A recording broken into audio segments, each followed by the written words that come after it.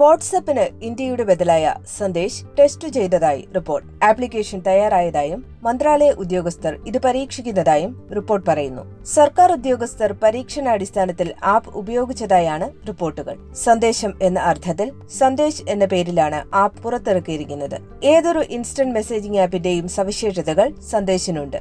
Voice data ഫീച്ചറുകളോടെയാണ് Sandesh അവതരിപ്പിച്ചിരിക്കുന്നത്.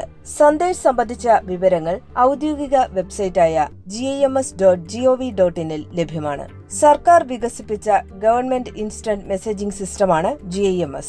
GIMS വെബ്സൈറ്റിൽ app ഉപയോഗിക്കേണ്ട രീതി വിശദീകരിച്ചിട്ടുണ്ട്. അംഗീകൃത സർക്കാർ ഉദ്യോഗസ്ഥർക്ക് മാത്രമാണ് ആപ്പ് ഇപ്പോൾ ക്രമീകരിച്ചിരിക്കുന്നത്. നാഷണൽ ഇൻഫോർമാറ്റിക്സ് സെന്ററാണ് ആപ്പ് ബാക്ക്എൻഡ് കൈകാര്യം ചെയ്യുന്നത്. iOS, ആൻഡ്രോയിഡ് പ്ലാറ്റ്ഫോമുകളിൽ സന്ദേശ് ലഭ്യമാണെന്നാണ് റിപ്പോർട്ട് സൂചിപ്പിക്കുന്നത്. വിവാദമായ വാട്സ്ആപ്പ് പ്രൈവസി പോളിസിയിൽ കേന്ദ്രം ആശങ്ക പ്രകടമാക്കിയിരുന്നു. ഇന്ത്യൻ പൗരന്മാരുടെ സ്വകാര്യതാ ലംഘനത്തിൽ വാട്സ്ആപ്പിന് കേന്ദ്രം കത്തയച്ചിരുന്നു. യൂറോപ്യൻ യൂണിയനും ഇന്ത്യക്കുമുള്ള പ്രൈവസി വ്യതിയാനത്തെ കേന്ദ്രം എതിർത്തിരുന്നു.